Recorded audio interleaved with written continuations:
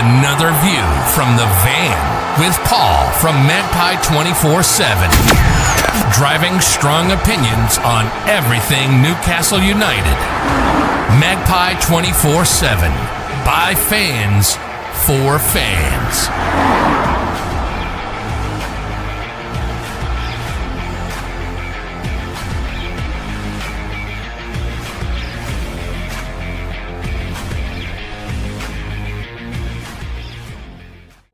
Everybody doing it? It's Paul from Magpie 24/7 hard at graft.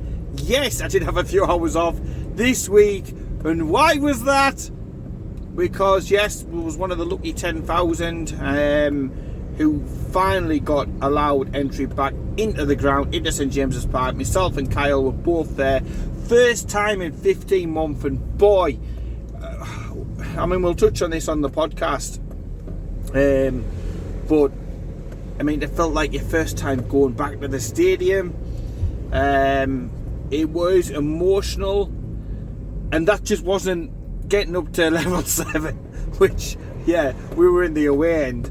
But yeah, it was emotional. It was great to be back. I did largely suspect the game was going to be pretty dire, but it wasn't about that. It was about the experience. It was about watching what you want to watch. It was about sampling the atmosphere, and all the great things that you can do once you're in the ground and you've taken your seat inside St James's Park. The staff, you know, I think we were all a bit like, what's it going to be like going back under this COVID regime and stuff, but the staff were top notch, to be fair. The ground staff got us in, free bottle of water. I still maintain that was probably a load of empty bottles that actually left behind the stadium, and it just filled up with rainwater, because I know the Burnley supporters got in for now and this, that and the other, but I don't see Mike Ashley giving away anything for nothing, and that's what he did on this game. So yeah, free bottle of water. Kyle was like, should we frame it? You don't really get that much from the club, but yes, after climbing up what seemed like about 5 million stairs, we finally got into the stadium, into our seat. We took it all in, got to our seats about 40 minutes, which was the time on our ticket, and yeah, just absolutely magical. Yes, the stadium is again still in need of further titivation, maybe you would use the word.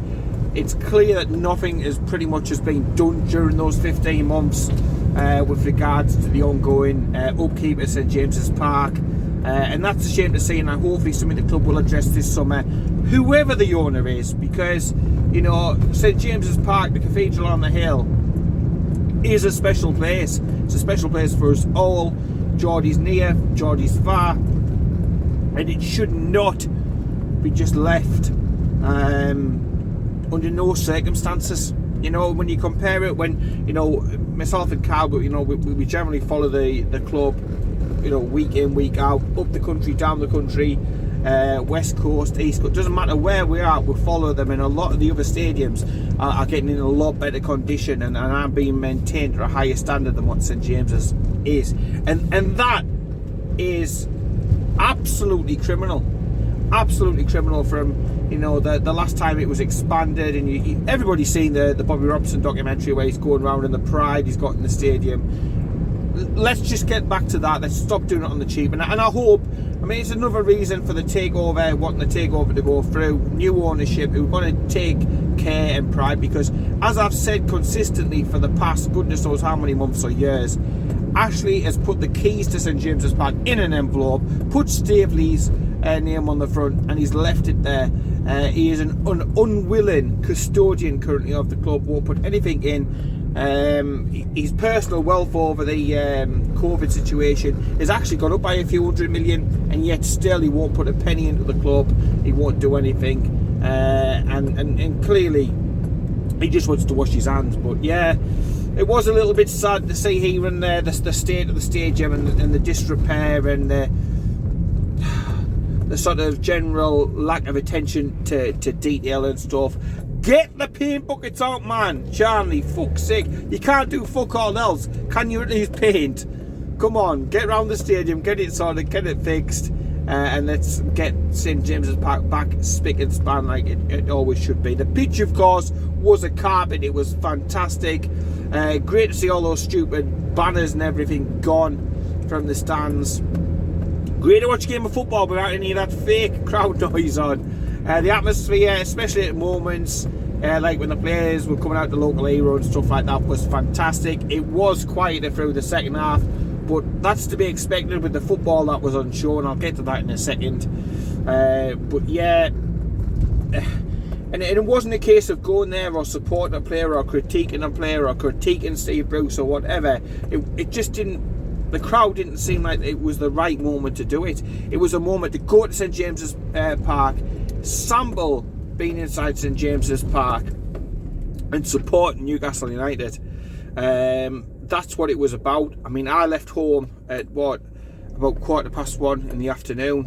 I'm living a little bit further away now than my previous Durham home.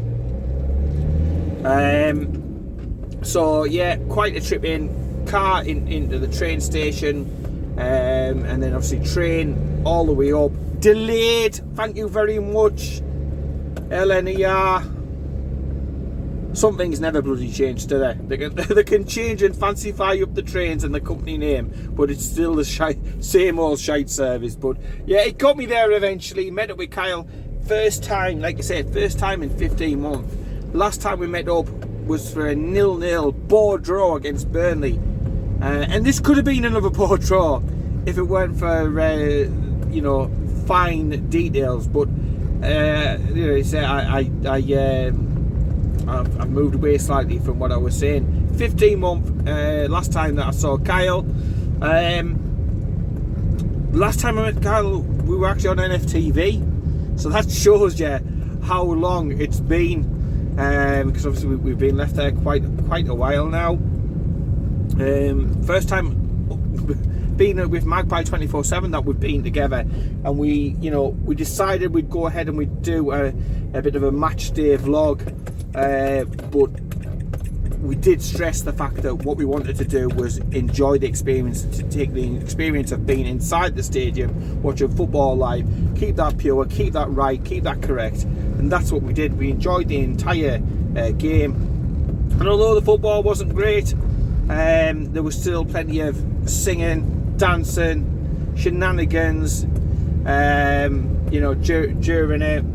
And yeah, like I said before, it wasn't too dissimilar to a Burnley game. However, fine margins in Premier League games mean a lot. So we've got Joe Willock, who's probably he's outscoring what most strikers would do, being in the right place at the right time. He's taking no shite off John Joe Shelby, and I will get to him shortly.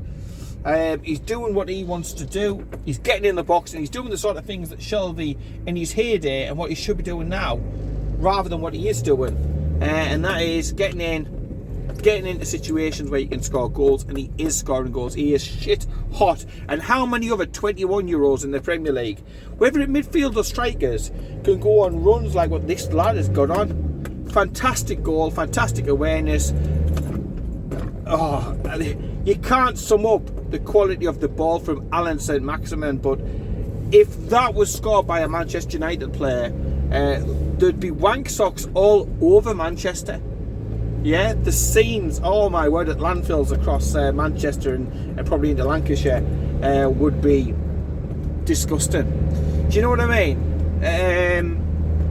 There's no doubt Sky Sports would have hammed it up loads if it had come from a Manchester United player, if it had come from a City player or whatever. But because it's Newcastle, he doesn't get the credit that he's owed. But it's a beautiful ball. Murphy didn't do it all game, but certainly did that time. He got forward and he's using his strengths. He's not great defensively, but going forward, cracking cross, perfectly weighted, bang, Joe Willock, there you go. How's that? How would you like that? We like it a lot. The place went mental. We want you to stay. Joe Willock, we want you to stay. And I think he's getting a bit of the bug of being an important cog of a machine, to where back at Arsenal he was just another player, another prospect, another midfielder, and I think he is feeling the love and he's getting the bug. But it's whether you can get Arteta to agree to let him come again, either on loan or permanently, and it depends, I suppose, what they're looking to do, who they're looking to sign, and whether the player himself is going to be happy with the role that Arteta promises him once they've done their overhaul this summer, which I think Arsenal definitely will, because they're far too low down the table for their liking and for the fan base's liking. So yeah, still big question marks about Joe Willock. We want him to stay. He was an absolute diamond.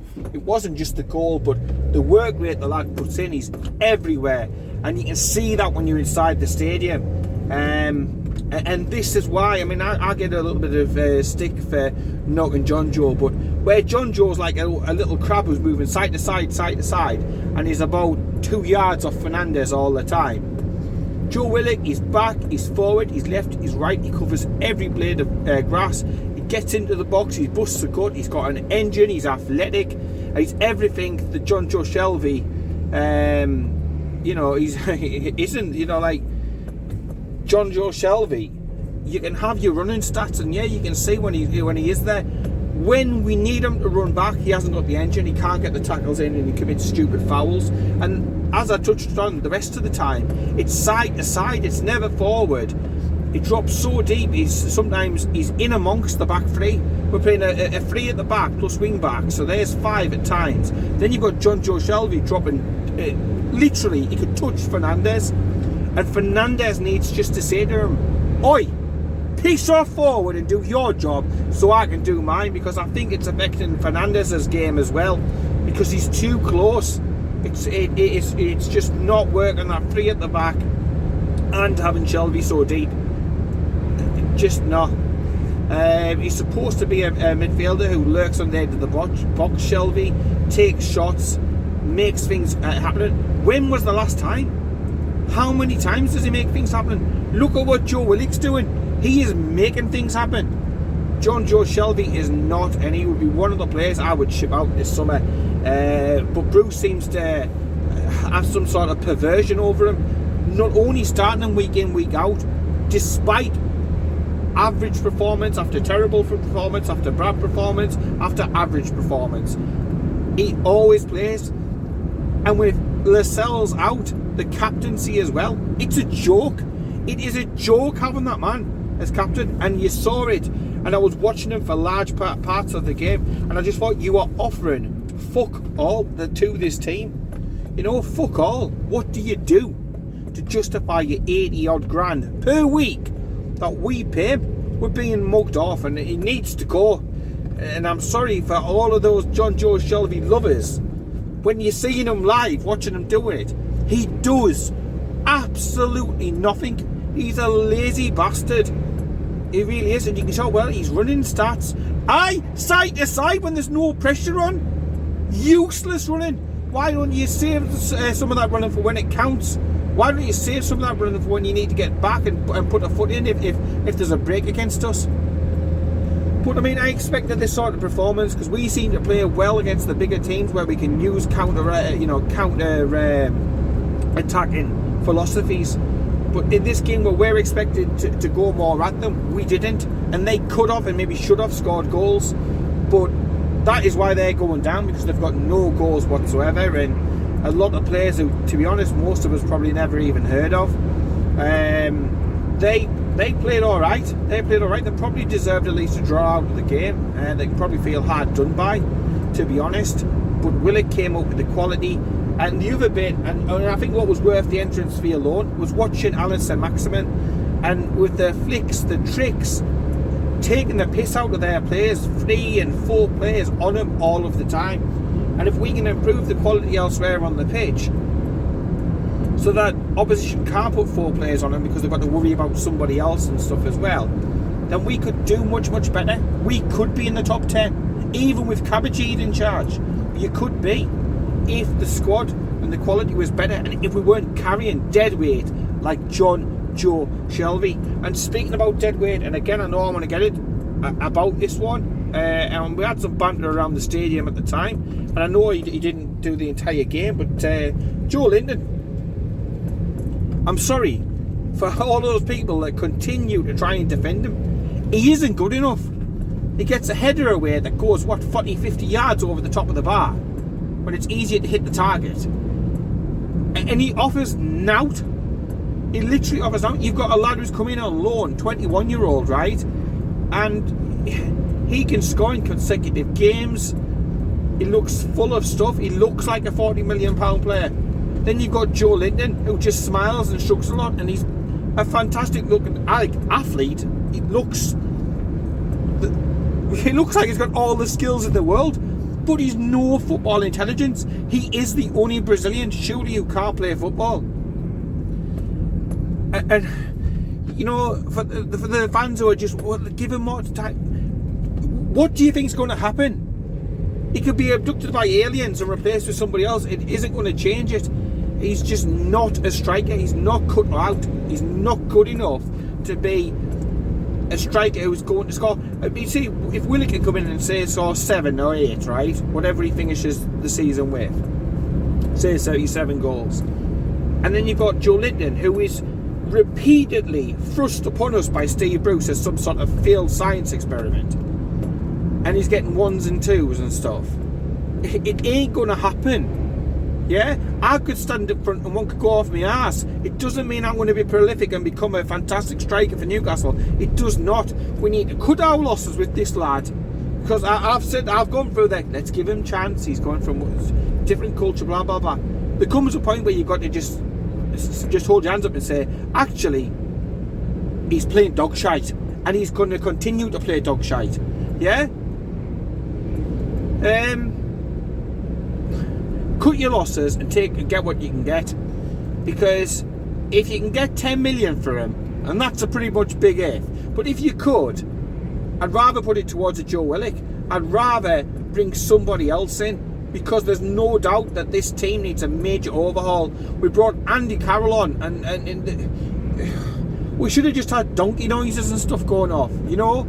This, again, the sentimental, the story side of it, and this, that and the other, great. But what does he offer? And any time that he gets anywhere near the ball, the referee blows his whistle and gives a free kick the opposite way. So again, you gain now. It's like playing with a man light. It's that bad. It's just sentimental. It's just PR. It's just storytelling. Look at the player now, not the player that we had before he went to Liverpool. And he's a shadow of his former self, and you could see him turning up maybe at the Sheffield United next season in the Championship or somewhere like that. They'd love him for his wholehearted approach, but the top and bottom of it is he's not good enough. People slated and slagged off Hosselu. Hosselu was better than this version of Andy Carroll. There you go. You know what I mean? At the end of the day, you've got to be more cutthroat. And the next one, looking at it, and I'm going to enjoy speaking about these as well later on tonight. Dwight Gale. If Dwight Gale is the answer, what's the question? If we can get a few million, if we can sign him up for a year, then sell him. Whatever. Get a few million and get what you can. Get him off the wage bill. Do what you must, Newcastle. But he's not good enough. He comes on and he offers nothing. You're given an opportunity against bottom of the table, already relegated Sheffield United, and you do nothing. You have done nothing all season. You have scored 1 goal. The manager, Steve Bruce, doesn't rate you. And if Steve Bruce doesn't rate you, I've been after him for years, then who the fuck does rate Dwight Gale? He's clearly not going to be good enough if we are to push up to get into the top half of the table, and if we are to keep the likes of Alan St. Maximin happy, we've got to have a squad that is decent, so that when a Callum Wilson gets injured and he's one of them players who relies on, you know, his sudden burst of athleticism, so he will get injuries during the season, we've got to have better than Andy Carroll and Dwight Gale as players to bring on. You just don't want another season of stomaching this level of shit, with the greatest of respect. And I respect him for what he did in the chat, especially the Championship campaign and stuff like that. But if he was that great, why did we swap him for Rondon for a season? Why? You know, you've got to be critical. You can support the lads, support the team, support any player. I was sitting there cheering on Dwight Gale during the game, but sitting there thinking, I'm supporting him because he's wearing that shirt and that badge. But I know he's not good enough. And I say, I don't want to get into a rant or kick off or out like that, but he's not good enough. Dwight Gale isn't good enough. Joe Linden isn't good enough. Carroll isn't good enough at this present time. We need a major overhaul of the squad. We relied on the same players for too long, and the state of the squad is very similar to the state of St James's Park. It needs some TLC. It needs a lick of paint and a little bit of MDF here and there to be able to equip it better, because we should not be scrapping to stay up. We should be top 10 comfortably. And that's not bragging, that's not saying that's Newcastle fans' unrealistic expectations. It's more than realistic, that expectation, to be a top half Premier League side, top 10 each season. I'm not saying top 1 or anything, top 10. We should be in that half, and maybe the new Europa Conference League is something that we could look at as a bit of a longer term. Let's get into that and establish ourselves maybe at that level for a while. But we'll only do that with smart recruitment, regardless to the owner or the custodian of the club. You know, I've heard £30 million being rumbled as a transfer budget, plus player sales. We've got some players out of contract, like Atsus and Saves, which is going to free up wages and everything. There's still no contracts being sorted for some of the other Newcastle players. And it has to be clever recruitment. You know, you look at the likes of Andros Townsend, who's out, available on free transfer. If we reduce to free transfers, can we bring him in for a season? Does he offer us something more than what Christian Atsu and his wages is going to offer in your 25-man squad, which Atsu was part of? Yes, definitely. And it's about getting a few different opportunities like that, looking at some of the free transfers that are coming up, bringing some of them in, saving some cash, getting Joe Willock in, whether that's on loan or whether that's a transfer fee. It's whatever the club can arrange, because you know, it could be a situation, even if the takeover goes through, it might not finally go through till maybe September, October. So we're going to have to make sure that the squad is in a better state than St James's Park currently is, ready for the kick-off. So let me know what you think about some of the the players that we've got. Matty getting a very, very, very rare look out on the bench. Nearly shat myself when I saw him on the bench. I was like, what the fuck? God, Bruce must be desperate, because he clearly doesn't like the lad. And then same with Sean. So interested to see what you think about some of the decisions that's going to be made. Steve Bruce, will he still be in charge next season? He got a few pelters on the lap of appreciation. I think the fans let him know that we didn't appreciate his efforts. He's been mumbling recently, saying he doesn't need the stress and this, that and the other. And I'm hoping that when he gets away on holiday with Mrs. Bruce and maybe chatting over a piece of apple crumble, that they will decide that the right decision is for him to leave. Not blown away with not blown away to definite improvement, with rumours about the replacement would be Sean Dyche under the current ownership. But Steve Bruce has been terrible, and I fear what the place will be like. Talking about St James's Park and the atmosphere, 50,000 opening day of the season, Steve Bruce in charge. You know, it's not going to be healthy. It's a distraction, and it's a distraction that the club and the lads certainly don't deserve and need, and is not going to help performances, and is not going to help Newcastle push up the table. But the fans are rightfully pissed off with Steve Bruce, and they want to let him know exactly what they feel. He has slagged fans off all season. He has thrown fans under the bus all season, so he deserves everything he gets. He can talk about my uneducated words and this, that and the other. It's just horseshit. You knew exactly what you were saying, you gobshite. You've just been found out and bitched out. You were bitching to your friends down south, and then all of a sudden somebody at the club's went, you absolute fucking buffoon. There's fans coming back in the stadium. Hopefully there'll be a full house next year. What the hell are you doing, throwing them under the bus, talking shite? The best thing totally would be for Steve Bruce to go. Well, hey, Might even be able to take Lee Charlie with him. Who fucking knows? But yeah, let me know what you think about the takeover, about players, who should be going, who should be staying. What's your thought about the likes of Dwight Gale, Joe Linton? Have we room for sentiment? And can we afford to pay him 50, 60 grand a week to do what he's doing now? Which is... It reminds me of that lad down Southampton who got thrown on for a game and was absolutely shite and got subbed off. It might sound harsh, and I wanted him to do so well, being our club record signing and 40 million and a huge statement piece. But you're simply going to see there's no profit on that player, none. So anybody thinking, like Mike Ashley, I'll make a profit on him, Bobby Dazzler, you will not, because he can't play football. We will get a fraction of what we paid for that lad, or he will end up out on loan. And that's my other thing. If he ends up out on loan and we get nothing in for him, we've got to replace him with nothing in the in the coffers, which surely after a season of no fans in must be very, very dry. So yeah, let me know what you think down below of all the things I've been on about, and tune in later on for the Magpie 24/7 podcast. Slightly later than normal, obviously we've attended the matches and then travelling and coming down and everything else. So yeah, that's coming tonight.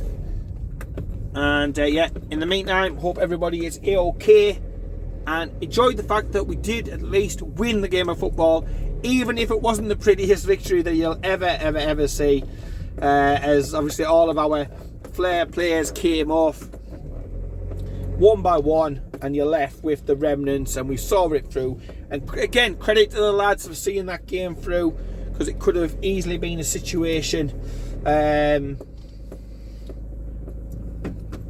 where you see all your better players limp off, and you're like, and then they concede a goal and we don't win the game. Well, we did win the game. We're up to 15th, so we'll end on a positive note for once. And hopefully my voice is back to normal, because it's still croaky after shouting for the lads for 90 minutes the other evening. Anyway, hope everybody's okay. Take care. Keep it tuned.